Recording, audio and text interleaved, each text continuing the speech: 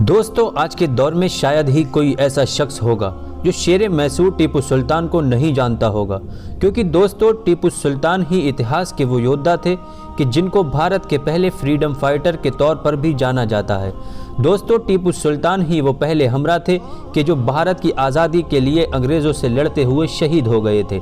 اس کے علاوہ دوستو ٹیپو سلطان کو بھارت کا راکٹ مین بھی مانا جاتا ہے، کیونکہ دوستو بھارت دیش میں لڑے جانے والی ساری جنگوں میں سب سے پہلے راکٹ ٹیکنالوجی کا استعمال ٹیپو سلطان نے کیا تھا۔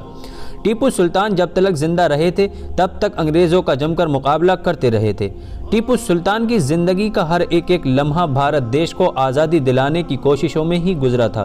جب دھیرے دھیرے انگریزوں کو یہ محسوس ہونے لگا تھا کہ ان کے لیے ٹیپو سلطان کو ہرانا مشکل ہی نہیں ناممکن ہے، تو پھر ان لوگوں نے ٹیپو سلطان کو ہرانے کا ایک دوسرا طریقہ نکال ڈھونڈا تھا، اور ان لوگوں نے ٹیپو سلطان کے ماحول میں موجود میر جعفر جیسے لالچی لوگوں کو خریدنا شروع کر دیا تھا،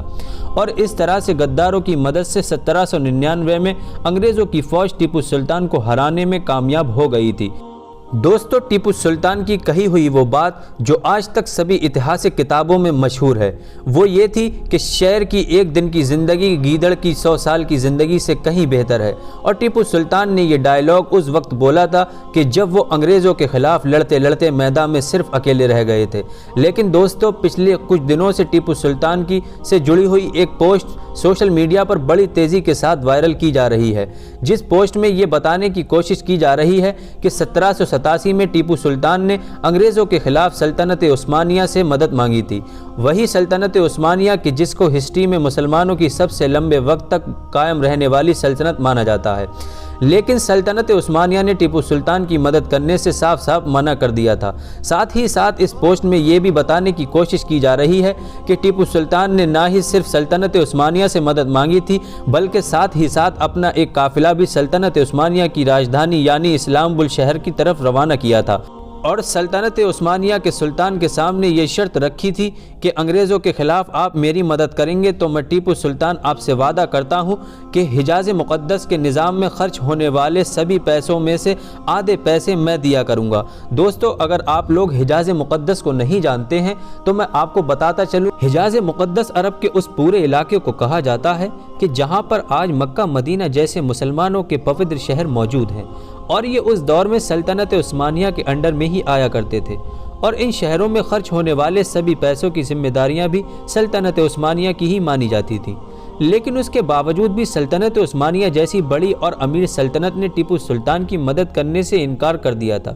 تو دوستو آپ کو بتاتے چلیں، اس طرح کی پوسٹ کرنے والے سبھی لوگ ہسٹری کے صرف ایک پہلو کو ظاہر کر رہے ہیں، کیونکہ دوستو اس بات میں تو کوئی شک نہیں ہے کہ 1787 میں ٹیپو سلطان نے انگریزوں سے لڑنے کے لیے سلطنت عثمانیہ سے مدد مانگی تھی۔ لیکن ہاں یہ کہنا کہ بلا کسی وجہ کے سلطنت عثمانیہ جیسی امیر اور طاقتور سلطنت نے ٹیپو سلطان کی مدد کرنے سے انکار کر دیا تھا، یہ اتہاس کے ساتھ ناانصافی ہوگی۔ کیونکہ دوستو آپ اتہاس کے پنے کو پلٹنے کی کوشش کریں گے تو آپ کو یہ معلوم ہوگا کہ جس دور میں ٹیپو سلطان نے سلطنت عثمانیہ سے مدد کی گہار لگائی تھی، یہ وہ دور تھا کہ جب سلطنت عثمانیہ خود بھی حد سے زیادہ کمزور ہو چکی تھی۔